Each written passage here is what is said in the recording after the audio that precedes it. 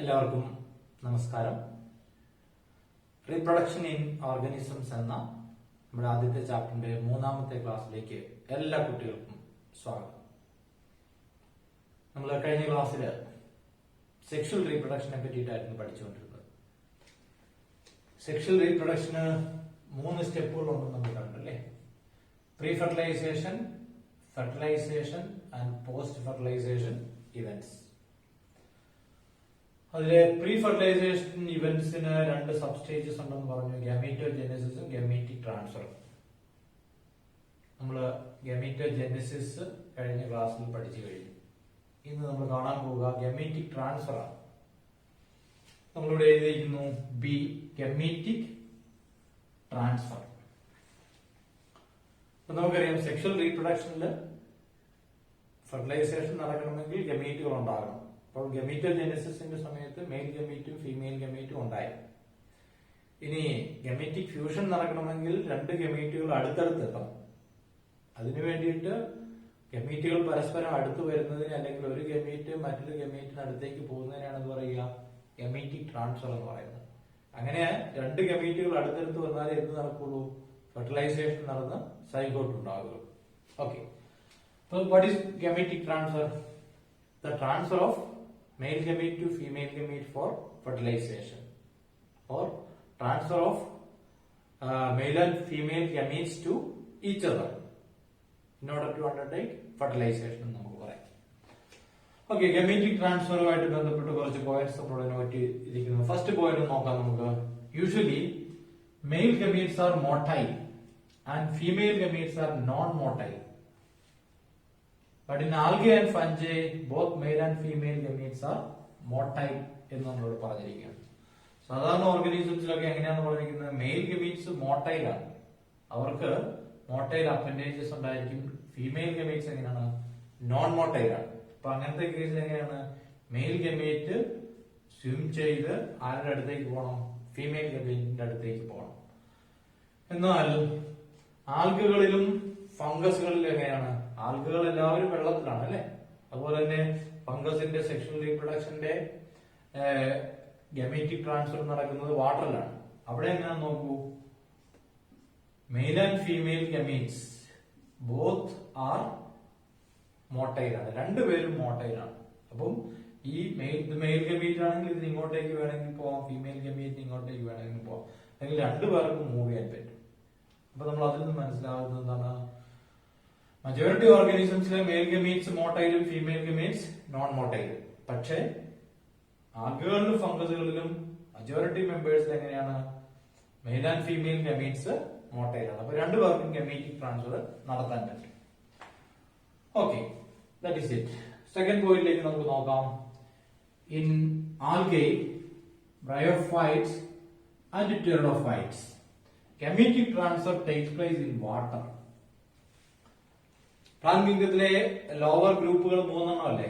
ഏറ്റവും താഴെ കാണുന്ന ആൽഗകളാണ്, പിന്നെ ബ്രയോഫൈറ്റ്സ്, പിന്നെ ടെറിഡോഫൈറ്റ്സ്. ഈ 3 മെമ്പേഴ്സിലും ഗമീറ്റിക് ട്രാൻസ്ഫർ നടക്കുന്ന എവിടെയാണ്? വാട്ടറിലാണ്. നമുക്കറിയാം ആൽഗകളെല്ലാം വെള്ളത്തിലായതുകൊണ്ട് ഗമീറ്റിനെ അങ്ങ് റിലീസ് ചെയ്താൽ മതി, വെള്ളത്തിലൂടെ ഗമീറ്റിക് ട്രാൻസ്ഫർ നടന്നുള്ളൂ. പക്ഷേ ബ്രയോഫൈറ്റ്സും ടെറിഡോഫൈറ്റ്സും മജോറിറ്റി മെമ്പേഴ്സ് എവിടെ ജീവിക്കുന്നത്? On land.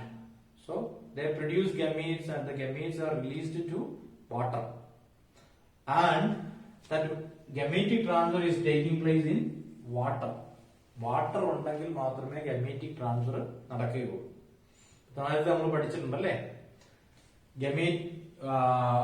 വാട്ടർ അവൈലബിൾ അല്ല എങ്കിൽ ബ്രയോഫൈറ്റ്സിന്റെയും ടെറിഡോഫൈറ്റ്സിന്റെയും ഗമീറ്റിക് ട്രാൻസ്ഫർ നടക്കില്ല, ഫെർട്ടിലൈസേഷൻ നടക്കില്ല. അപ്പോൾ അവരുടെ സെക്ഷൽ റീപ്രൊഡക്ഷൻ ഫെയിലിയർ ആയി പോകും.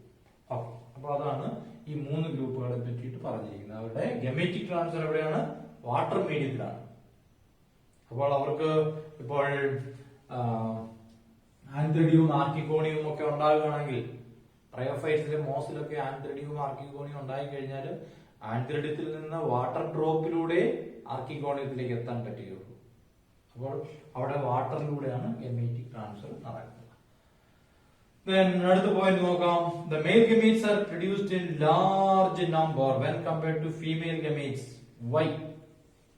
Male gametes ഈ പറഞ്ഞ മെമ്പേഴ്സിലൊക്കെ മെയിൽ ഗമീറ്റ്സ് എങ്ങനെയാണ്? ഫീമെയിൽ ഗമീറ്റ്സിന്റെ എണ്ണത്തിനേക്കാളും വളരെ കൂടുതൽ മടങ്ങ് ഉണ്ടാക്കുന്നുണ്ടായിരിക്കും. അതിന്റെ കാരണം ഇതാണ്. നമ്മൾ പറഞ്ഞു, in majority cases female gametes are non motile, but male gametes are motile.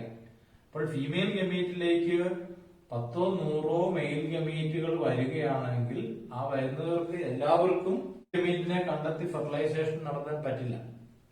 Majority male gametes will be failed to reach or come in contact with female gamete. അപ്പൊ ഒത്തിരി വേസ്റ്റേജ് നടക്കുന്നുണ്ട്.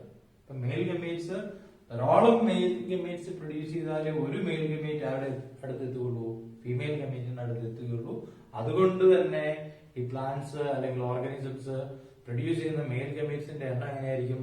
വളരെ കൂടുതലായിരിക്കും. So that is the reason male gametes are produced in large number. The failure chance is more. That is why. Then another point നോക്കൂ, in seed plants the gametic transfer is called what? Pollination. ആരാണ് seed plants? നമ്മൾ plant കിങ്ഡത്തിലെ 3 പേരെ പറ്റി പറഞ്ഞൂടെ? Algae, bryophytes and pteridophytes. They are non seeded plants എന്ന് വേണമെങ്കിൽ നമുക്ക് പറയാം. അവർക്ക് സീഡ്സ് ഇല്ല. അത് കഴിഞ്ഞ് പിന്നെയുള്ളവരാരാണ്? ജിംനോസ്പേംസും ആൻജിയോസ്പേംസും ആണ്, ഹയർ ഗ്രൂപ്പ്സ്. അവർക്ക് 2 പേർക്ക് എന്തുണ്ട്? സീഡ്സ് ഉണ്ട്. അപ്പൊ അവരിലെ ഗമേറ്റിക് ട്രാൻസ്ഫർ എന്ന് പറയുന്ന പേരാണെന്ത്? പോളിനേഷൻ. പോളിനേഷൻ നമ്മള് താഴ്ന്ന ക്ലാസ്സുകളിലൊക്കെ പഠിച്ചിട്ടുണ്ട്. ഈ വർഷത്തെ നമ്മുടെ സെക്കൻഡ് ചാപ്റ്ററിൽ സെക്ഷൽ റീപ്രൊഡക്ഷൻ ഇൻ ഫ്ലവറിംഗ് പ്ലാന്റ്സിൽ പോളിനേഷൻ വളരെ ഡീറ്റെയിൽ ആയിട്ട് പഠിക്കാം. What is pollination? Transfer of pollen grains from male reproductive organ to female reproductive organ. So അവിടെ വാട്ടർ അല്ലെങ്കിൽ ഏജൻസിന്റെ ഹെൽപ്പോട് കൂടി water or wind or animals അങ്ങനത്തെ ഏജൻസിനെ ഉപയോഗിച്ചിട്ട് മെയിൽ ഗമീറ്റിനെ ഫീമെയിൽ ഗമീറ്റിലേക്ക് കൊണ്ടുപോകുന്ന പോളൻ ഗ്രെയിനുള്ളിൽ വെച്ചിട്ട് കൊണ്ടുപോകുന്നതിനാണ് എന്ത് പറയുക? പോളിനേഷൻ എന്ന് പറയുക. സെക്ഷൽ റീപ്രൊഡക്ഷന്റെ രണ്ടാമത്തെ മെയിൻ സ്റ്റെപ്പിലേക്ക് പോവുകയാണ്. രണ്ടാമത്തെ മെയിൻ സ്റ്റെപ്പിന്റെ പേര് എന്തായിരുന്നു? Fertilisation events. ഫെർട്ടിലൈസേഷൻ എന്താണെന്ന് കാണാം. What is meant by fertilization? Fertilization is the fusion of male and female gametes to form zygote. Male and female ഗമീറ്റുകൾ ഫ്യൂസ് ചെയ്ത് സൈഗോട്ട് ഉണ്ടാകുന്ന പ്രോസസ്സിനാണ് നമ്മൾ എന്ത് പറയുക? ഫെർട്ടിലൈസേഷൻ എന്ന് പറയുക. നമുക്കറിയാം, ഇത് മെയിൽ ഗമീറ്റ് ആണെങ്കിൽ ഇതൊരു ഫീമെയിൽ ഗമീറ്റ് ആണ് അല്ലെ. 2 പേരും കൂടെ ഫ്യൂസ് ചെയ്ത് കഴിയുമ്പോൾ ഇത് ഹാപ്ലോയിഡ് ആണ്, ഇതും ഹാപ്ലോയിഡ് ആണ്. 2 ഗമീറ്റ്സും സെക്ഷൽ റീപ്രൊഡക്ഷനിൽ 2 പേരും കൂടെ ഫ്യൂസ് ചെയ്ത് കഴിയുമ്പോൾ ഡിപ്ലോയിഡ് ആയിട്ടുള്ള സൈഗോട്ട് ഉണ്ടാകുന്നതിനെയാണ് നമ്മൾ എന്ത് പറയുക? ഫെർട്ടിലൈസേഷൻ എന്ന് പറയുന്നത്. Okay. Then fertilization is also called syncoming. ഫെർട്ടിലൈസേഷനെ നമ്മൾ സാധാരണ മറ്റൊരു പേരിലൂടെ വിളിക്കാറുണ്ട്. എന്താണ്? syncoming. So what is syncoming? Syncoming is the other name for fertilization. അപ്പൊ അതിനെ പറ്റിയിട്ട് നമ്മൾ കൂടുതലായിട്ട് അടുത്ത ചാപ്റ്ററിൽ നമുക്ക് പഠിക്കാൻ പറ്റും. ഓക്കെ. അപ്പോൾ സെക്ഷൽ റീപ്രൊഡക്ഷനിലെ വളരെ പ്രധാനപ്പെട്ട ഏറ്റവും പ്രധാനപ്പെട്ട ഇവന്റ് ആണ് എന്ത്? ഫെർട്ടിലൈസേഷൻ. അതിനെ ബേസ് ചെയ്തിട്ടാണ് നമ്മൾ സെക്ഷൽ റീപ്രൊഡക്ഷന്റെ സ്റ്റെപ്സിനെ തന്നെ നെയിം ചെയ്തിരിക്കുന്നത്. ഫെർട്ടിലൈസേഷൻ, അതിന് മുമ്പുള്ള കാര്യങ്ങളെ പ്രീ ഫെർട്ടിലൈസേഷൻ ഇവന്റ്സ് എന്നും അതിന് ശേഷമുള്ള കാര്യങ്ങളെ പോസ്റ്റ് ഫെർട്ടിലൈസേഷൻ ഇവന്റ്സ് എന്നും തിരിച്ചിരിക്കുകയാണ്. അപ്പം fertilization is a must in sexual reproduction. ഇനി ഫെർട്ടിലൈസേഷനുമായിട്ട് ബന്ധപ്പെട്ട് മറ്റൊരു കാര്യം കൂടെ പറഞ്ഞിരിക്കുന്നത് നോക്കാം. എന്താണെന്ന്? What is this? Parthenogenesis. Parthenogenesis. ഇപ്പൊ നമുക്കറിയാം, സെക്ഷൽ റീപ്രൊഡക്ഷനിൽ പുതിയ കുഞ്ഞുങ്ങൾ ഉണ്ടാകണമെങ്കിൽ എന്ത് നടക്കണം? ഫെർട്ടിലൈസേഷൻ നടക്കണം. Mail and female gametes fuse ചെയ്ത് സൈഗോട്ട് ഉണ്ടായിട്ട് ആ സൈഗോട്ടിൽ നിന്നാണ് ആരുണ്ടാവുക? പുതിയൊരു ഇൻഡിവിജ്വൽ ഉണ്ടാവുക. പക്ഷെ ചില ജീവികളില് ഈ ഫെർട്ടിലൈസേഷൻ നടക്കാതെ തന്നെ പുതിയ കുഞ്ഞുങ്ങൾ ഉണ്ടാവും. അപ്പൊ അങ്ങനെ ഫെർട്ടിലൈസേഷൻ നടക്കാതെ പുതിയ കുഞ്ഞുങ്ങൾ ഉണ്ടാവുകയാണെങ്കിൽ ആ പ്രോസസ്സിന്റെ പേരെന്താണ്? പാർത്തനോജെനസിസ് എന്ന് പറയുന്നത്. എന്തായിരിക്കും നോക്കൂ. Parthenogenesis is formation of young ones from unfertilized egg. Fertilization നടക്കാതെ എഗ്ഗിൽ നിന്ന് പുതിയ കുഞ്ഞുങ്ങൾ ഉണ്ടാകുന്നതിനാണ് എന്ത് പറയുക? പാർത്തനോജെനസിസ് എന്ന് പറയുന്നത്. അപ്പൊ അങ്ങനെയാണെങ്കിൽ എങ്ങനെയായിരിക്കും? ഇവിടെ ഫെർട്ടിലൈസേഷൻ നടന്നെങ്കിലേ ആരുണ്ടാകുള്ളൂ? സൈഗോട്ട് ഉണ്ടാകുള്ളൂ. അപ്പൊ സൈഗോട്ട് ഉണ്ടാകാതെ പിന്നെ കുഞ്ഞുങ്ങൾ ഉണ്ടാകാൻ അടുത്ത ഓപ്ഷൻ എന്താ അവിടെ പറഞ്ഞിരിക്കുന്നത്? From unfertilized egg. ഈ എഗ് ഡയറക്റ്റ് ആയിട്ട് ആരായിട്ട് വളരുകയാണ്? ഒരു പുതിയ ഇൻഡിവിജ്വൽ ആയിട്ട് വളരുകയാണെങ്കിൽ അതിനാണ് എന്ത് പറയുക? പാർത്തനോജെനസിസ് എന്ന് പറയുക. അപ്പോൾ അവിടെ ഒരു പ്രശ്നം നിൽക്കുന്നുണ്ട്. ഗമീറ്റിക് ഫ്യൂഷൻ കഴിഞ്ഞുണ്ടാകുന്ന സൈഗോട്ട് എന്താണ്? ഡിപ്ലോയിഡ് ആണ് അല്ലെ? പക്ഷെ നോർമലി ഒരു നോർമൽ എഗ് എന്താണ്? ഹാപ്ലോയിഡ് ആണ്. അപ്പൊ അങ്ങനെ ഒരു എഗ്ഗിൽ നിന്ന് അബ്നോർമൽ ആയിട്ട് ഒരു ഇൻഡിവിജ്വൽ ഉണ്ടായെങ്കിൽ അതെങ്ങനെയായിരിക്കും? അതും ഹാപ്ലോയിഡ് ആയിരിക്കും. ഓക്കെ. അല്ലെങ്കിൽ പിന്നത്തെ ഓപ്ഷൻ എന്താണ്? ഇവിടെ ഉണ്ടാകുന്ന എഗ് അബ്നോർമൽ ആയിരിക്കണം, അത് ഡിപ്ലോയിഡ് ആയിരിക്കണം. ഡിപ്ലോയിഡ് ആണെങ്കിൽ ആ എഗ്ഗിൽ നിന്നുണ്ടാകുന്ന പുതിയ ഇൻഡിവിജ്വലും എങ്ങനെയായിരിക്കും? ഡിപ്ലോയിഡ് ആയിരിക്കും. ഇപ്പൊ ഏതായാലും എഗ്ഗിൽ നിന്ന് ഫെർട്ടിലൈസേഷൻ നടക്കാതെ ഡയറക്റ്റ് ആയിട്ട് യങ് വൺസ് ഉണ്ടാകുന്നതിനാണ് എന്ത് പറയുക? പാർത്തനോജെനസിസ് എന്ന് പറയുന്നത്. So what is parthenogenesis? Parthenogenesis is formation of young ones from unfertilized egg. Female gamete ആയിട്ടുള്ള എഗ്ഗിൽ നിന്ന് ഡയറക്റ്റ് ആയിട്ട് കുഞ്ഞുങ്ങൾ ഉണ്ടാകുന്നതിനാണ് എന്ത് പറയുക? പാർത്തനോജെനസിസ് എന്ന് പറയുക. അങ്ങനെ പാർത്തനോജെനസിസ് വഴി കുഞ്ഞുങ്ങൾ ഉണ്ടാകുന്ന ചില ഓർഗാനിസംസിന്റെ പേര് ഇവിടെ തന്നിരിക്കുന്നു. നോക്കാം ആരൊക്കെയാണ്. എക്സാമ്പിൾസ് ഒക്കെ നമുക്ക് നോട്ട് ചെയ്ത് വെക്കണം. Rotifers, honeybees, some lizards and birds. ആരൊക്കെയാണ്? റോട്ടിഫേഴ്സിൽ പാർത്തനോജെനസിസ് വഴി കുഞ്ഞുങ്ങൾ ഉണ്ടാകാറുണ്ട്. ഹണി ബീസിൽ അങ്ങനെ സംഭവിക്കാറുണ്ട്. പിന്നെ ആരാണ്? Some lizards and birds. ചില ലിസാർഡ് സ്പീഷീസുകളിൽ നടക്കാറുണ്ട്. ചില ബേർഡ്സിലുണ്ട്. അതിന് എക്സാമ്പിൾ ആരാണ്? ടർക്കി എന്ന് പറയുന്ന ബേർഡ് ഉണ്ടല്ലോ, നമുക്കറിയാം. ടർക്കി എന്ന് പറയുന്ന ആ ബേർഡിലും എന്തുണ്ടാകാറുണ്ട്? പാർത്തനോജെനസിസ് വഴി കുഞ്ഞുങ്ങൾ ഉണ്ടാകാറുണ്ട്. അപ്പൊ നമ്മൾ ഫെർട്ടിലൈസേഷനുമായിട്ട് ബന്ധപ്പെട്ട് ഒരു ടൈം കൂടെ കണ്ടു. എന്തായിരുന്നു? പാർത്തനോജെനസിസ്. ഓക്കെ. ദെൻ അടുത്ത് നോക്കാം. ഒരു ക്വസ്റ്റ്യൻ ഇവിടെ എഴുതിയിരിക്കുന്നു. ടെക്സ്റ്റിലെ ഒരു ക്വസ്റ്റ്യൻ ആണ്. Where does syngamy occur? Where does syngamy occur? ഒരു സെക്ഷൽ റീപ്രൊഡക്ഷൻ നടത്തുന്ന ഓർഗാനിസത്തില് സിംഗമി അല്ലെങ്കിൽ ഫെർട്ടിലൈസേഷൻ എവിടെ നടക്കുന്നു എന്നുള്ളതാണ്. അപ്പൊ നമുക്കറിയാം പല ഓപ്ഷൻസ് ഉള്ളതുകൊണ്ടായിരിക്കും അങ്ങനെ ചോദ്യം അല്ലെ. സെക്ഷൽ റീപ്രൊഡക്ഷൻ നടക്കുമ്പോൾ നമുക്കറിയാം ഫെർട്ടിലൈസേഷൻ പേരന്റിന്റെ ബോഡിയുടെ ഇൻസൈഡിൽ നടക്കാം, ഔട്ട്സൈഡിൽ നടക്കാം. അപ്പൊ അതനുസരിച്ചിട്ട് നമ്മൾ ഫെർട്ടിലൈസേഷനെ രണ്ടായിട്ട് തിരിച്ചിരിക്കുന്നതായിട്ട് കാണാം. ഏതൊക്കെയാണ് നോക്കൂ. എക്സ്റ്റേണൽ ഫെർട്ടിലൈസേഷനും ഇന്റേണൽ ഫെർട്ടിലൈസേഷനും. ഏതൊക്കെയാണ്? എക്സ്റ്റേണൽ ഫെർട്ടിലൈസേഷനും ഇന്റേണൽ ഫെർട്ടിലൈസേഷനും. What is meant by external fertilization? That is the meaning in the word itself.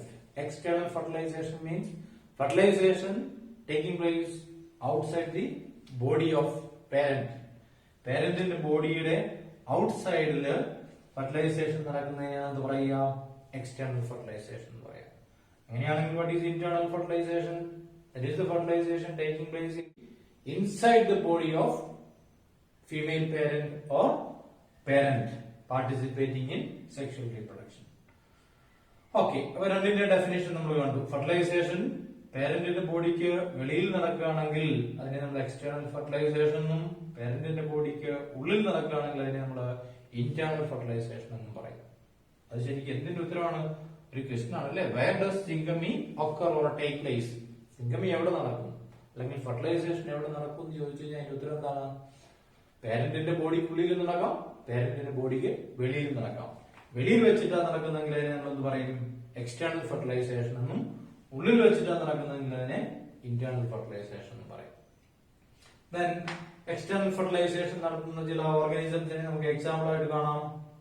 ഓർഗാനിസത്തിന്റെ ബോഡിയുടെ വെളിയിൽ വെച്ചിട്ട് ഫെർട്ടിലൈസേഷൻ നടക്കുന്നവരെ നോക്കൂ. മജോറിറ്റി ആൽഗൈ, പ്ലാങ്ക് കിങ്ഡത്തിലെ ലോവർ ഗ്രൂപ്പ് ആയിട്ടുള്ള വെള്ളത്തിൽ ജീവിക്കുന്ന ആൽഗകളിലെ മജോറിറ്റിയിലും എന്താണ്? എക്സ്റ്റേണൽ ഫെർട്ടിലൈസേഷൻ ആണ്. പിന്നെ ആരാണ്? Fishes and amphibians. Majority algae. അപ്പൊ അവിടെ എന്തായിരിക്കും കാരണം? ആൽഗകളിൽ ഇതൊരു ആൽഗയുടെ ഫിലമെന്റ് ആണെന്ന് വിചാരിക്കുക, ഇത് മറ്റൊരു ആൽഗയാണെന്ന് വിചാരിക്കുക. രണ്ടുപേരിലും ഗമീറ്റുകൾ ഉണ്ടായി, ഗമീറ്റിനെ വാട്ടറിലേക്ക് റിലീസ് ചെയ്തു അല്ലെ. മോട്ടൈലോ നോൺ മോട്ടൈലോ ആയിട്ടുള്ള ഗമീറ്റ്സിനെ വാട്ടറിലേക്ക് റിലീസ് ചെയ്തു. അങ്ങനെയുള്ള ഗമീറ്റുകള് വാട്ടറിൽ വെച്ചിട്ടാണ് കണ്ടുമുട്ടുക. അവിടെ വെച്ചിട്ട് ഒരു ഫെർട്ടിലൈസേഷൻ നടത്തി സൈഗോട്ട് ഉണ്ടാകുക. അപ്പൊ സൈഗോട്ട് വെളിയിലായിരിക്കും ഉണ്ടാകുക. അതിനെയാണ് എന്ത് പറയുക? എക്സ്റ്റേണൽ ഫെർട്ടിലൈസേഷൻ എന്ന് പറയും. അപ്പൊ ആൽഗകളിൽ അങ്ങനെയാണ്. ഫിഷസിലും അങ്ങനെ തന്നെയാണ്. ഫിഷസ് അവരുടെ ഗമീറ്റ്സിനെ വാട്ടറിലേക്ക് റിലീസ് ചെയ്യാണ്. വാട്ടറിലേക്ക് റിലീസ് ചെയ്തിട്ട് ആ ഗമീറ്റ്സ് വാട്ടറിൽ വെച്ചിട്ടാണ് ഫെർട്ടിലൈസ് ചെയ്ത് ആരായിട്ട് മാറുക? സൈഗോട്ടായിട്ട് മാറുക. അപ്പൊ അതും എക്സ്റ്റേണൽ ഫെർട്ടിലൈസേഷൻ ആണ്. പിന്നെ ആരാണ്? ആംഫീബിയൻസ് അല്ലെ, ഫ്രോഗ് ഉൾപ്പെടുന്ന. അപ്പൊ അവര് ആംഫീബിയൻസ് എന്ന് പേര് വരാൻ തന്നെ കാരണം എന്താണ്? കരയിൽ ആണ് അവര് ജീവിക്കുക. എന്നാൽ സെക്ഷൽ റീപ്രൊഡക്ഷന് അവര് എങ്ങോട്ടേക്ക് പോകണം? വാട്ടറിലേക്ക് പോകണം. ഈ ഫെർട്ടിലൈസേഷൻ നടക്കാൻ വേണ്ടിയിട്ടാണ്. ഫ്രോഗ് ആണെങ്കിൽ നമുക്കറിയാം അല്ലെ, ഫ്രോഗ്, ഫീമെയിൽ ഫ്രോഗ് അവരുടെ എഗ് ലേയിങ് ടൈമിൽ എവിടെയാണ്? വാട്ടറിനുള്ളിലേക്ക് പോയിട്ട് വാട്ടറിലാണ് അവർ എഗ് പ്രൊഡ്യൂസ് ചെയ്യുന്നത്. മെയിൽ ഫ്രോഗ് അതോടൊപ്പം തന്നെ മെയിൽ ഗമീറ്റ്സിനെയും ഈ ഫീമെയിൽ ഗമീറ്റിന് സമീപത്തേക്ക് വാട്ടറിൽ റിലീസ് ചെയ്യാണ് ചെയ്യുന്നത്. അപ്പൊ അവരുടെ ഫെർട്ടിലൈസേഷൻ നടക്കുന്ന എവിടെയാണ്? വാട്ടറിൽ വെച്ചിട്ടാണ്, അല്ലെങ്കിൽ ഔട്ട്സൈഡ് ബോഡിയിൽ വെച്ചിട്ടാണ്. അപ്പം ഈ മൂന്ന് പേര്, മജോറിറ്റി ആൽഗെ, ഫിഷസ് ആൻഡ് ആംഫീബിയൻസിൽ എന്ത് തരം ഫെർട്ടിലൈസേഷൻ ആണ്? എക്സ്റ്റേണൽ ഫെർട്ടിലൈസേഷൻ ആണ്. ഇനി ഇന്റേണൽ ഫെർട്ടിലൈസേഷൻ എക്സാമ്പിൾ ആരെങ്കിലും നമുക്ക് നോക്കാം. മെനി ടെറസ്ട്രിയൽ ഓർഗാനിസംസ്, കരയിൽ ജീവിക്കുന്ന മജോറിറ്റി ഓർഗാനിസംസിലും എങ്ങനെയാണ്? ഇന്റേണൽ ഫെർട്ടിലൈസേഷൻ ആണ്. പേരന്റിന്റെ ബോഡിക്കുള്ളിൽ വെച്ചിട്ടാണ് നടക്കുക. എക്സാമ്പിൾ ആരാന്ന് നോക്കൂ. ടെറസ്ട്രിയൽ ഓർഗാനിസംസ് ആയിട്ടുള്ള ആരൊക്കെയാണ്? ഫഞ്ചൈ, ഫംഗസുകൾ മജോറിറ്റിയിൽ എങ്ങനെയാണ്? ഹയർ ആനിമൽസിന് എക്സാമ്പിൾ ആരാണ്? Reptiles, birds, mammals. അപ്പം റെപ്റ്റൈൽസിലും ബേർഡ്സിലും മാമൽസിലും ഒക്കെ എന്താണ്? Internal fertilisation. മാമൽസ് എന്ന് പറയുന്നത് നമ്മള് ആ ഗ്രൂപ്പിലല്ലേ? ഹ്യൂമൻ ബീയിങ്സ് ആ ഗ്രൂപ്പിലാണ്. ഫെർട്ടിലൈസേഷൻ നടക്കുന്നത് എവിടെയാണ്? ഫീമെയിൽ പേരന്റിന്റെ ബോഡിക്കുള്ളിൽ വെച്ചിട്ടാണ് ഫെർട്ടിലൈസേഷൻ നടക്കുക. പിന്നെ ആരാണ്? All plants except algae. Algae നമ്മളിവിടെ കണ്ടല്ലേ? ആൽഗയിൽ എക്സ്റ്റേണൽ ഫെർട്ടിലൈസേഷൻ, അവർ വെള്ളത്തിൽ കിടക്കുന്നുണ്ട്. പിന്നത്തെ group all plants except algae എന്ന് പറയുമ്പോൾ പിന്നെ അതിന് മുകളിലേക്കുള്ള ആരൊക്കെയാണ്? Bryophytes, pteridophytes, gymnosperms and angiosperms. അവരിലെല്ലാവരിലും ഫെർട്ടിലൈസേഷൻ എവിടെയാണ്? ഇന്റേണൽ, പ്ലാന്റ് ബോഡിക്ക് അല്ലെങ്കിൽ പേരന്റിന്റെ ബോഡിക്ക് ഉള്ളിൽ വെച്ചിട്ടാണ് ഫെർട്ടിലൈസേഷൻ നടക്കുക. അപ്പോ പേരന്റിന്റെ ബോഡിയിലെ ഉള്ളിലാണോ ഔട്ട്സൈഡിലാണോ ഫെർട്ടിലൈസേഷൻ നടക്കുന്നതനുസരിച്ചിട്ടാണ് രണ്ടു തരം ഫെർട്ടിലൈസേഷൻ. ഏതൊക്കെയാണ്? എക്സ്റ്റേണൽ ഫെർട്ടിലൈസേഷനും ഇന്റേണൽ ഫെർട്ടിലൈസേഷനും. ഇന്റേണൽ ഫെർട്ടിലൈസേഷൻ നമുക്ക് നോക്കാം. ഇതൊരു മെയിൽ പേരന്റും ഇതൊരു ഫീമെയിൽ പേരന്റും ആണെന്ന് വിചാരിക്കുക. അപ്പോൾ ഫീമെയിൽ പേരന്റിന്റെ ബോഡിക്കുള്ളിൽ ആണ് ആരിയ്ക്കുക? ഫീമെയിൽ ഗമീറ്റ് ഇരിക്കുക. മെയിൽ ഗമീറ്റിനെ മെയിൽ എന്ത് ചെയ്യും? മെയിൽ ഓർഗാനിസം വെളിയിലേക്ക് റിലീസ് ചെയ്യുക ചെയ്യുന്നു. അപ്പോൾ അത് ഏതെങ്കിലും വാട്ടർ മീഡിയത്തിലോ അല്ലെങ്കിൽ ഡയറക്റ്റ് കോണ്ടാക്റ്റിലോ ഒക്കെ ഈ മെയിൽ ഗമീറ്റ് എവിടെ പോകണം? ഫീമെയിൽ പേരന്റിന്റെ ബോഡിക്കുള്ളിൽ പോകണം. ഉള്ളിൽ പോയിട്ട് അവിടെ വെച്ചിട്ടാണ് ഫെർട്ടിലൈസേഷൻ നടക്കുക. അപ്പോൾ അവിടെ സൈഗോട്ട് ഉണ്ടാകുന്ന എവിടെയായിരിക്കും? ഫീമെയിൽ പേരന്റിന്റെ ബോഡിക്കുള്ളിലായിരിക്കും ഉണ്ടാകുക. ഇന്റേണൽ ഫെർട്ടിലൈസേഷൻ നമ്മൾ സൈഗോട്ട് ഫീമെയിൽ പേരന്റിന്റെ ബോഡിക്കുള്ളിലായിരിക്കും ഉണ്ടാകുക. ഓക്കെ, ഈ രണ്ട് കേസിലും എക്സ്റ്റേണൽ ഫെർട്ടിലൈസേഷൻ ആണെങ്കിലും ഇന്റേണൽ ഫെർട്ടിലൈസേഷൻ ആണെങ്കിലും മെയിൽ ഗമീറ്റുകൾ എവിടെ എത്തണം? ഫീമെയിൽ ഗമീറ്റിന്റെ അടുത്ത് എത്തണമെങ്കിൽ ഫെർട്ടിലൈസേഷൻ നടക്കുകയുള്ളൂ. അപ്പൊ എങ്ങനെയായിരിക്കും അവർ എത്തുക? ആ ഗമേറ്റിക് ട്രാൻസ്ഫർ ഒന്നുകിൽ വാട്ടർ മീഡിയത്തിൽ മെയിൽ ഗമീറ്റ് സ്വിം ചെയ്തു പോയി എവിടെ എത്തും? ഫീമെയിൽ ഗമേറ്റിന്റെ അടുത്തെത്തും. ഇനി നമ്മൾ പറഞ്ഞു ആൻജിയോസ്പേംസിലും ജിംനോസ്പേംസിലും ഒക്കെ ആണെങ്കിൽ എങ്ങനെയാണ്? പോളിനേഷൻ നടന്നു കഴിഞ്ഞ് പോളൻ ട്യൂബിനുള്ളിലൂടെയാണ് ആര് പോവുക? മെയിൽ ഗമീറ്റ്സ് ഫീമെയിൽ ഗമീറ്റ്സിനടുത്തേക്ക് പോവുക. ഓക്കെ, അപ്പോൾ നമ്മള് ഗമേറ്റിക് ട്രാൻസ്ഫർ കഴിഞ്ഞു. ഇപ്പോൾ ഫെർട്ടിലൈസേഷൻ കഴിഞ്ഞല്ലേ? ഇനി സെക്ഷൽ റീപ്രൊഡക്ഷന്റെ മൂന്നാമത്തെ മെയിൻ സ്റ്റെപ്പിന്റെ പേര് എന്താണ്?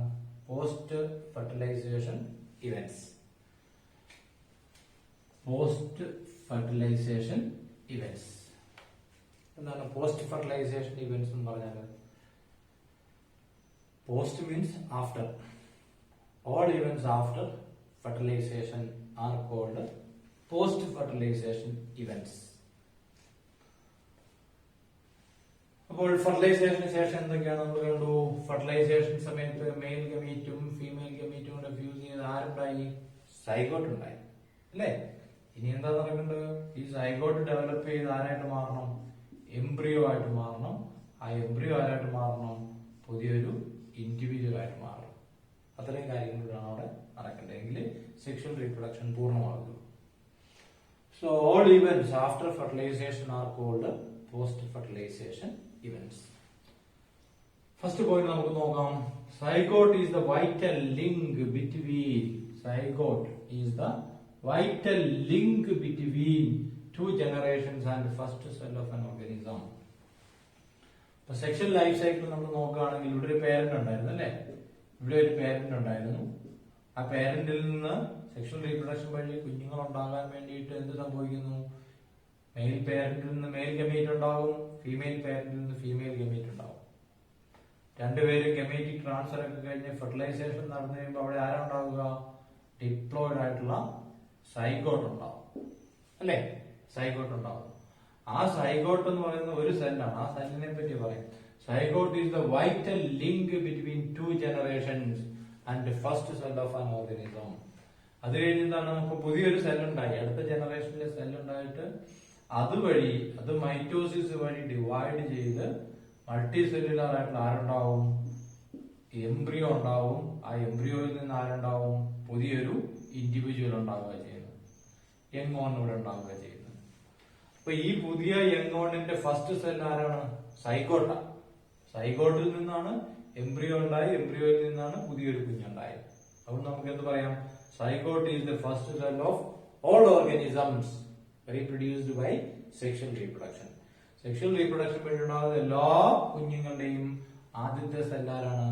സൈഗോട്ടാണ് അല്ലെ? അതേസമയം ഒരു പോയിന്റ് പറഞ്ഞിരിക്കുന്നു, zygote is the vital link between two generations. രണ്ട് തലമുറകൾ. പുതിയൊരു കുഞ്ഞുണ്ടായി കഴിഞ്ഞാൽ ഇതൊരു തലമുറയാണ്. അതിന് തൊട്ട് മുമ്പത്തെ തലമുറ എന്ന് പറയുന്നത് ഈ പേരൻസ് ആയിരുന്നു അല്ലെ?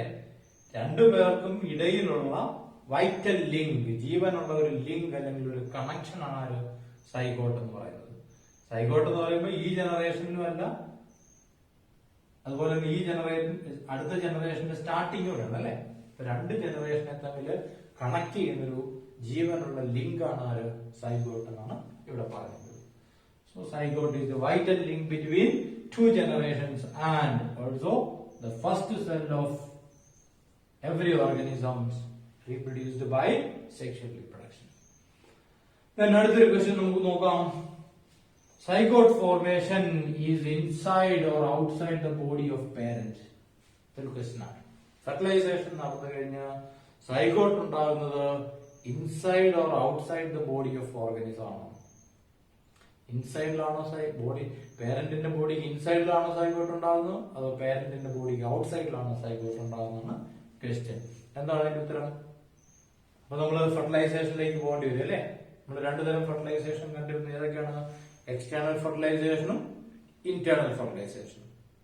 എക്സ്റ്റേണൽ ഫെർട്ടിലൈസേഷൻ ആണെങ്കിൽ സൈഗോട്ട് ഫോർമേഷൻ എവിടെയാ? ഔട്ട്സൈഡ് അല്ലെ? നമുക്കറിയാം ബോഡിക്ക് വെളിയിൽ വെച്ചിട്ടാണ് ഫെർട്ടിലൈസേഷൻ നടന്നെങ്കിൽ സൈഗോട്ട് ഉണ്ടാകുന്നത് എവിടെയാണ്? Outside the body of the parent ആണ്. എന്നാൽ ഇന്റേണൽ ഫെർട്ടിലൈസേഷൻ ആണെങ്കിൽ സൈഗോട്ട് എവിടെയാണ് ഉണ്ടാവുക? Inside the body of the parent. അപ്പൊ ആ ക്വസ്റ്റ്യൻ നമുക്ക് ഉത്തരം എന്താണ്? എവിടെയാണ് സൈഗോട്ട് ഫോർമേഷൻ നടക്കുന്നത്? That depends on the type of fertilization. If the fertilization is external, the zygote formation is outside. If the fertilization is internal, the zygote formation is inside എന്ന് നമുക്ക് ഉത്തരം പറയാം. അടുത്ത് അതുമായിട്ട് ബന്ധപ്പെട്ടൊരു കാര്യം നോക്കൂ. In algae and fungi, zygote undergoes rest in a resistant wall and divide by mitosis or meiosis based on type of life cycle. അതിലാണ് in algae and fungi എന്താ സംഭവിക്കുന്നത്? Zygote undergoes rest in a resistant wall. Zygote ഒരു resistant വോളിനുള്ളിൽ കുറെ നാള് rest ചെയ്യും. And divide by mitosis or meiosis based on type of life cycle എന്നാണ് പറഞ്ഞിരിക്കുന്നത്. ആൽഗയിലും ഫഞ്ചയിലും ഈ സൈഗോട്ടിൽ എന്ത് സംഭവിക്കുന്നു എന്ന് ചോദിച്ചിരിക്കുകയാണ്. ഇപ്പൊ നമുക്ക് ഇത് ആൽഗകൾ, ഈ പാരന്റിനെ നമുക്ക് ഇവിടെ മാറ്റിയിട്ട് ഇത് ആൽഗയാണെന്ന് വിചാരിക്കുക. ഇത് മെയിൽ ആൽഗ, ഇത് ഫീമെയിൽ ആൽഗ എന്ന് വിചാരിക്കുക. അപ്പൊ ഇവിടെ ഉണ്ടാകുന്ന കുഞ്ഞുങ്ങളും ആരായിരിക്കും? ആൽഗകൾ തന്നെയായിരിക്കും അല്ലെ? ആൽഗകളായിരിക്കും. അപ്പൊ അവിടുത്തെ കേസ് ഇവിടെ പറഞ്ഞിരിക്കുകയാണ്. എന്താ സംഭവിക്കുന്നത്? ആൽഗയിലും ഫംഗസുകളിലും ഒക്കെ സെക്ഷൽ റീപ്രൊഡക്ഷൻ വഴി ഇങ്ങനെ സൈഗോട്ട് ഉണ്ടായി കഴിഞ്ഞാൽ ഉടൻ തന്നെ സൈഗോട്ട് വളർന്ന് എംബ്രിയോ ആയി എംബ്രിയോയിൽ നിന്ന് അല്ലെങ്കിൽ സൈഗോട്ട് വളർന്ന് നേരെ ഒരു പുതിയ ആൽഗയായിട്ട് മാറില്ല. പകരം എന്താ സംഭവിക്കുക, ഇങ്ങനെ ഉണ്ടാകുന്ന സൈഗോട്ട് മിക്കവാറും external zygote outside the body ആയിരിക്കും ഉണ്ടാകുക അല്ലെ. എക്സ്റ്റേണൽ ഫെർട്ടിലൈസേഷൻ ആണ് ആൽഗകളിൽ. അപ്പോൾ ഈ ആൽഗയിലുണ്ടാകുന്ന ഈ സൈഗോട്ടിന് ചുറ്റും വളരെ കട്ടിയുള്ള ഒരു റെസിസ്റ്റന്റ് വോൾ ഇങ്ങനെ ഉണ്ടാവും. അങ്ങനെ ഉണ്ടായിട്ട് ഈ സൈഗോട്ടിന് ഇങ്ങനെ റെസിസ്റ്റന്റ് വോൾ ഉണ്ടായ സൈഗോട്ടിന് കുറെ കാലം അവിടെ കിടക്കാൻ പറ്റും. അത് എന്ത് അൺഫേവറബിൾ കണ്ടീഷൻ ആണെങ്കിൽ അതിനെ ടോളറേറ്റ് ചെയ്യാൻ പറ്റും. കാരണം ഹൈലി റെസിസ്റ്റന്റ് ആയിട്ടുള്ള തിക്ക് വോൾ ആണ് ഈ സൈഗോട്ടിന് ചുറ്റും ഉണ്ടായിരിക്കുന്നത്. ഡിപ്ലോയിഡ് ആയിട്ടുള്ള സൈഗോട്ട് അവിടെ ഉണ്ടായിരിക്കുന്നത് അല്ലെ. അത് കഴിഞ്ഞ് എന്ത് സംഭവിക്കുന്ന പറഞ്ഞിരിക്കുന്നത്, that when the favorable seasons come, the zygote develops into a new algae or fungus by cell division. ആ സെൽ ഡിവിഷൻ ഏതാണ് നമ്മളതിനെ പറ്റിയാണ് പറഞ്ഞിരിക്കുന്നത്. That depends on the type of life cycle. ഇപ്പം വിചാരിക്കുക, ലൈഫ് സൈക്കിൾ നമ്മൾ കഴിഞ്ഞ വർഷം പഠിച്ചു ഓർക്കുന്നുണ്ടോ? ഫസ്റ്റ് ഇയറിൽ പ്ലാന്റ് കിങ്ഡത്തിനകത്ത് പഠിച്ചിട്ടുണ്ടായിരുന്നു അല്ലേ. Haplontic, diplontic, haplo diplontic or diplo haplontic എന്നൊക്കെ പറഞ്ഞല്ലേ. അപ്പോൾ പുതുതായിട്ട് ഉണ്ടാകേണ്ടിയിരിക്കുന്ന ആൽഗയുടെ ബോഡി ഹാപ്ലോയിഡ് ആണെന്ന് വിചാരിക്കുക. നമുക്ക് കിട്ടേണ്ട അല്ലെങ്കിൽ പേരന്റ് ഈ ആൽഗകൾ പേരന്റ് ആയിട്ടുള്ള ആൽഗകളുടെ ബോഡി ഹാപ്ലോയിഡ് ആണെങ്കിൽ പുതുതായിട്ടുണ്ടാകുന്ന ആൽഗയുടെ ബോഡി എന്തായിരിക്കണം? ഹാപ്ലോയിഡ് ആയിരിക്കണം. അപ്പൊ നമുക്ക് കിട്ടുന്ന സൈഗോട്ട് എപ്പോഴും എന്തായിരിക്കും? ഡിപ്ലോയിഡ് ആയിരിക്കും. ഇങ്ങനെ റെസ്റ്റ് ചെയ്യുന്ന ഈ സൈഗോട്ടിൽ നിന്ന് സെൽ ഡിവിഷൻ വഴി പുതിയ ആൽഗ ഉണ്ടാകുമ്പോൾ ഹാപ്ലോയിഡ് തന്നെ കിട്ടണമെങ്കിൽ ഇവിടെ എന്ത് ഡിവിഷൻ നടക്കണം? മിയോസിസ് നടക്കണം അല്ലെ. MEIOSIS. എന്ത് കേസിലാ? ഹാപ്ലോണ്ടിക് ലൈഫ് ഉള്ള ഹാപ്ലോയിഡ് ആൽഗയാണെങ്കിൽ സൈഗോട്ടിനുള്ളിൽ എന്ത് ഡിവിഷൻ നടക്കണം? മിയോസിസ് നടക്കണം അല്ലെ. ഇനി നേരെ മറിച്ച് ഡിപ്ലോയിഡ് ആൽഗ എന്ന് വിചാരിച്ചുകൊള്ളുക. പേരന്റ്സ് റയർ ആയിട്ട് ഡിപ്ലോയിഡ് ആൽഗകളുണ്ടല്ലേ. ഡിപ്ലോയിഡ് ആൽഗയാണെങ്കിൽ മെയിൽ പേരന്റും ഡിപ്ലോയിഡ് ആയിരിക്കും, ഫീമെയിൽ പേരന്റും ഡിപ്ലോയിഡ് ആയിരിക്കും. രണ്ടുപേരിൽ നിന്നും ഉണ്ടാകുന്ന ഗമീറ്റ് ഒക്കെ ഉണ്ടായിട്ടുണ്ടാകുന്ന സൈഗോട്ട് എപ്പോഴും ഇതായിരിക്കും? ഡിപ്ലോയിഡ് തന്നെ ആയിരിക്കും. ഇനി ഈ സൈഗോട്ട് ഇങ്ങനെ റെസ്റ്റിങ്ങിന് ശേഷം വീണ്ടും ഉണ്ടാകേണ്ട കുഞ്ഞാരാണ്? പുതിയ ആൽഗ ഡിപ്ലോയിഡ് അല്ലേ. അപ്പൊ ഡിപ്ലോയിഡ് ആൽഗ ഉണ്ടാകണമെങ്കിൽ ഡിപ്ലോയിഡ് സൈഗോട്ടിൽ നിന്ന് ഡിപ്ലോയിഡ് ആൽഗ ഉണ്ടാകണമെങ്കിൽ ഇവിടെ എന്ത് ഡിവിഷൻ നടക്കണം? മൈറ്റോസിസ് നടക്കണം. അപ്പൊ അതാണ് ആ സെൽ ഡിവിഷൻ ഏത് തരമാണെന്നുള്ളത് ലൈഫ് സൈക്കിൾ അനുസരിച്ചിട്ടാണ്, പേരന്റിന്റെ ലൈഫ് സൈക്കിൾ അനുസരിച്ചിട്ടാണ്. ഹാപ്ലോയിഡ് ബോഡി ഉള്ളവരുടെ ലൈഫ് സൈക്കിൾ എന്താണ്? ഹാപ്ലോണ്ടിക് ആണ്. ഡിപ്ലോയിഡ് ബോഡി ഉള്ളവരുടെ ലൈഫ് സൈക്കിൾ എന്താണ്? ഡിപ്ലോണ്ടിക് ആണ്. അപ്പം ഹാപ്ലോയിഡ് ബോഡി കിട്ടണമെങ്കിൽ സൈഗോട്ടിൽ എന്ത് നടക്കണം? മിയോസിസ് നടക്കണം. ഡിപ്ലോയിഡ് ബോഡി കിട്ടണമെങ്കിൽ സൈഗോട്ടിൽ എന്ത് നടക്കണം? മൈറ്റോസിസ് നടക്കണം. So that is the relationship. ആ പോയിന്റാണ് ഇവിടെ പറഞ്ഞിരിക്കുന്നത്. ആൽഗയിലും ഫഞ്ചയിലും സൈഗോട്ട് ഉണ്ടായിക്കഴിഞ്ഞാൽ ഉടൻ തന്നെ അവർ ഡിവൈഡ് ചെയ്ത് പുതിയ കുഞ്ഞുങ്ങൾ ഉണ്ടാകില്ല. പകരം എന്താണ്? അവരൊരു റെസിസ്റ്റന്റ് വോൾ ഉണ്ടാക്കിയിട്ട് അതിനുള്ളിൽ കുറെ നാള് റെസ്റ്റ് ചെയ്യും. എപ്പോ വരെ? ഫേവറബിൾ സീസൺ വരുന്നവരെ. വന്നു കഴിയുമ്പോൾ എന്ത് ചെയ്യും? സെൽസ് ഡിവൈഡ് ചെയ്ത് പുതിയ കുഞ്ഞുങ്ങൾ ഉണ്ടാകണം. ആ സെൽ ഡിവിഷൻ അവിടെ നടക്കേണ്ടത് ഏത് തരമാണ്? മൈറ്റോസിസ് ആണോ മിയോസിസ് ആണോ എന്ന് തീരുമാനിക്കുന്ന ആരാണ്? ആ പേരന്റ്സിന്റെ ലൈഫ് സൈക്കിൾ ആണ്. ഹാപ്ലോണ്ടിക് ലൈഫ് ഉള്ളവരാണോ ഡിപ്ലോണ്ടിക് ലൈഫ് ഉള്ളവരാണോ, അല്ലെങ്കിൽ ഹാപ്ലോയിഡ് ബോഡി ഉള്ളവരാണോ ഡിപ്ലോയിഡ് ബോഡി ഉള്ളവരാണോ എന്നനുസരിച്ചിട്ടാണ്. ഓക്കെ, അടുത്ത് നമ്മൾ കാണുക എംബ്രിയോജെനസിസ് ആണ്. What is the definition of embryogenesis? ആ പേരിൽ തന്നെ മീനിങ് ആണ് അല്ലെ. Genesis means formation. ഗമീറ്റോജെനസിസ് എന്തായിരുന്നു? Formation of gamete. അതുപോലെ തന്നെ embryogenesis means formation of embryo. What is embryo? Embryo is a multi cellular zygote അല്ലെ. ഒരു സിംഗിൾ സെല്ലായിട്ടുള്ള സൈഗോട്ട് മൈറ്റോസിസ് വഴി ഡിവൈഡ് ചെയ്ത് ഒരു മൾട്ടി സെല്ലുലാർ ആയിട്ടുള്ള ഒരു സ്ട്രക്ചർ ഉണ്ടാകും. അതിനെയാണ് നമ്മൾ എന്ത് പറയുക? എംബ്രിയോ എന്ന് പറയുന്നത്. ഇപ്പൊ സൈഗോട്ടിൽ നിന്ന് എംബ്രിയോ ഉണ്ടാകുന്നതിനാണ് എന്ത് പറയുക? എംബ്രിയോജെനസിസ് എന്ന് പറയുന്നത്. നമുക്ക് വേണമെങ്കിൽ പറയാം embryogenesis is the development of zygote into embryo or formation of embryo from zygote. Then ഇപ്പൊ അതൊരു ഇമ്പോർട്ടന്റ് ആയിട്ടുള്ള സ്റ്റെപ്പാണ് അല്ലെ. സൈഗോട്ട് വരെ എത്തിയാൽ പോരാ സെക്ഷൽ റീപ്രൊഡക്ഷൻ. ആ സൈഗോട്ട് ഡിവൈഡ് ചെയ്ത് മൾട്ടി സെല്ലുലാർ സ്ട്രക്ചർ ആയിട്ട് മാറി ആ എംബ്രിയോയിൽ നിന്നാണ് പുതിയ കുഞ്ഞുങ്ങൾ ഉണ്ടാകേണ്ടത്. Okay, based on embryogenesis or zygote development, animals are classified into two types. Based on embryogenesis or zygote development, സൈഗോട്ടിന്റെ ഡെവലപ്മെന്റ് അല്ലെങ്കിൽ എംബ്രിയോയുടെ ഫോർമേഷൻ പേരന്റിന്റെ ബോഡിയുടെ ഉള്ളിൽ നടക്കുന്നോ വെളിയിൽ നടക്കുന്നോ എന്നനുസരിച്ചിട്ട് ആനിമൽസിനെ രണ്ടായിട്ട് തിരിച്ചിട്ടുണ്ടെന്ന് പറയുക. ഏതൊക്കെയാണ് നമുക്ക് നോക്കാം. ഓവി പാരസ് ആൻഡ് വിവി പാരസ്. നമ്മൾ പണ്ട് പഠിച്ചിട്ടുണ്ടല്ലേ ഓവി പാരസും വിവി പാരസും. മുട്ടയിടുന്ന ആനിമൽസിനെ എന്ത് പറയും? ഓവി പാരസ് എന്ന് പറയും. കുഞ്ഞുങ്ങളെ പ്രസവിക്കുന്നവരെ എന്ത് പറയും? വിവി പാരസ് എന്ന് പറയും. അത് തന്നെയാണ് ഇവിടെയും കേസ്. പക്ഷെ നമ്മുടെ ക്ലാസിഫിക്കേഷന്റെ ക്രൈറ്റീരിയൻ അല്പം ഡിഫറെന്റ് ആണെന്നുള്ളൂ. ഇവിടുത്തെ ക്രൈറ്റീരിയൻ എന്താണ്? Based on the embryogenesis or development of embryo or formation of embryo or development of zygote. Zygote develop ചെയ്ത് എംബ്രിയോ ആകുന്നത് എവിടെ നടക്കുന്നു? പേരന്റിന്റെ ബോഡിക്ക് ഉള്ളിൽ നടക്കുന്നോ പേരന്റിന്റെ ബോഡിക്ക് വെളിയിൽ നടക്കുന്നോ എന്നനുസരിച്ചിട്ടാണ് ഇവിടെ നമ്മൾ ആനിമൽസിനെ രണ്ടായിട്ട് തിരിച്ച് ആരൊക്കെയാണ്? ഒവിപാരസ് ആൻഡ് വിവിപാരസ്. ആരാണ് ഒവിപാരസ്? നോക്കൂ. Animals with zygote development outside the body. Animals with zygote development or embryo formation outside the body, or animals laying fertilized or unfertilized egg. അല്ലെങ്കിൽ പിന്നെ അവരങ്ങനെ ആരായിരിക്കും? അവര് മുട്ടയിടുന്നവരാണ് അല്ലെ. എങ്ങനത്തെ മുട്ടകളാണ്? ഫെർട്ടിലൈസേഷൻ നടന്ന മുട്ടകളാകാം, ഫെർട്ടിലൈസേഷൻ നടക്കാത്ത മുട്ടകളാകാം. അവരെയാണ് നമ്മൾ എന്ത് പറയുക? ഓവിപാരസ് എന്ന് പറയുക. അപ്പൊ നമുക്ക് ഈ മുട്ടയെ പറ്റി പറഞ്ഞല്ലേ, fertilised or unfertilised. Fertilised egg പുറത്തേക്ക് വന്നാലും അൺഫെർട്ടിലൈസ്ഡ് എഗ് പുറത്തേക്ക് വന്നാലും സൈഗോട്ട് എവിടെ എത്തി? വെളിയിലെത്തി.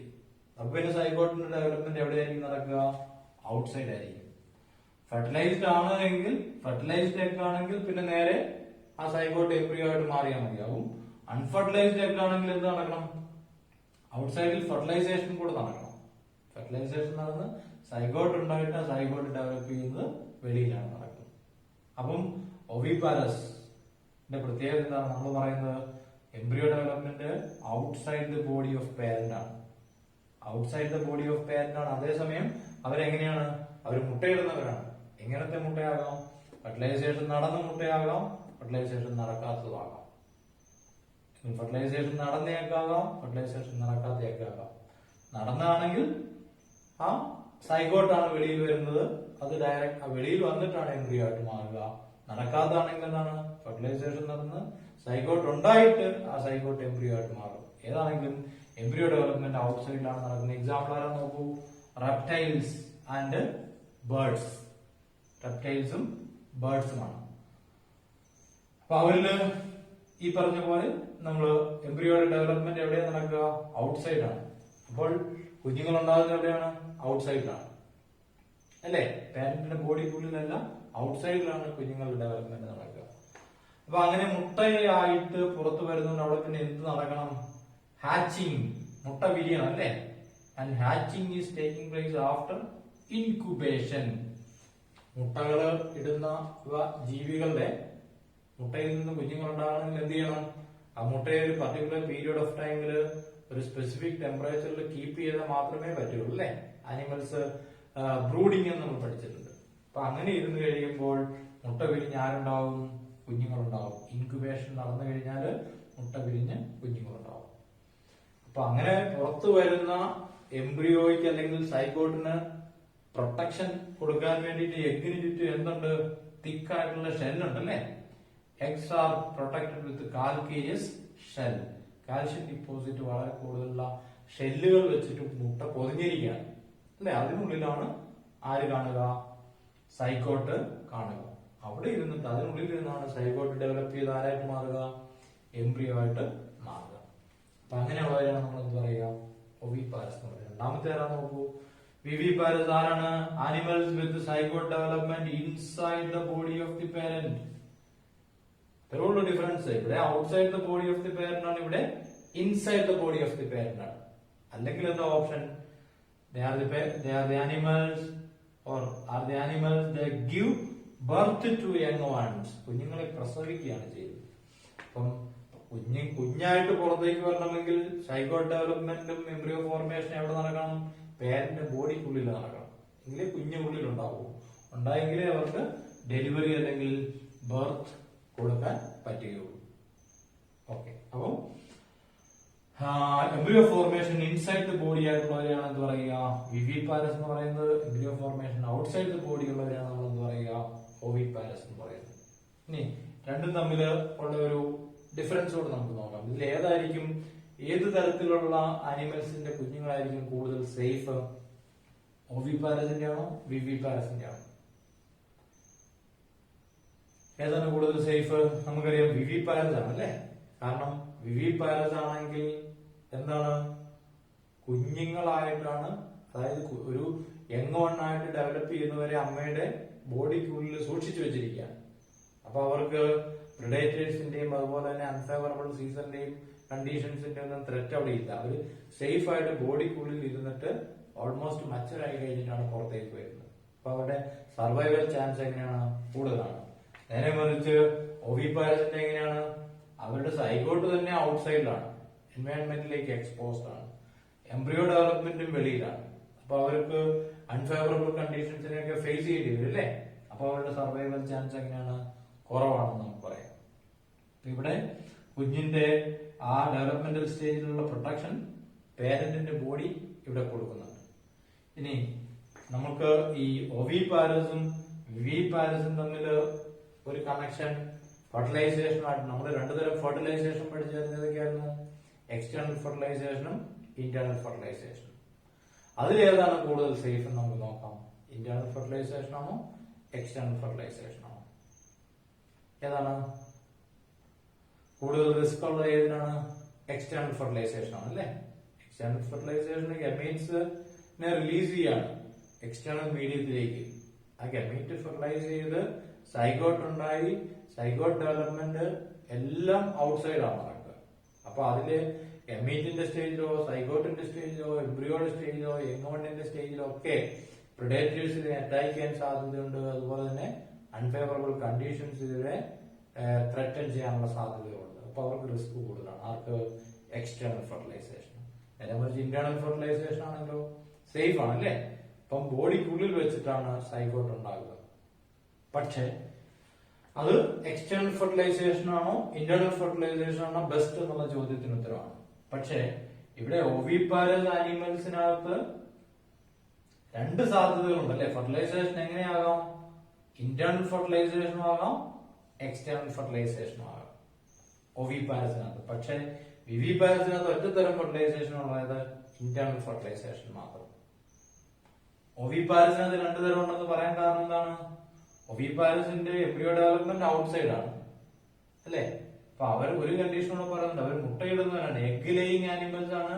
The egg will be either fertilised egg or unfertilised egg. രണ്ടു തരത്തിലുള്ള എഗ് അവര് ലേ ചെയ്യാൻ സാധ്യതയുണ്ട്.